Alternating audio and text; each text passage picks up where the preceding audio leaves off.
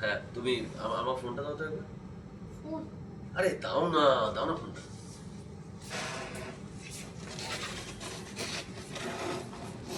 এদিকে এসো, এদিকে এসো, চলে এসো। Smile smile.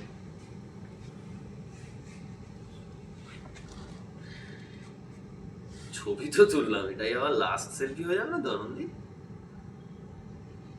কথাগুলো ক্যাজুয়ালি বলতে খুব মজা লাগছে, তাই না?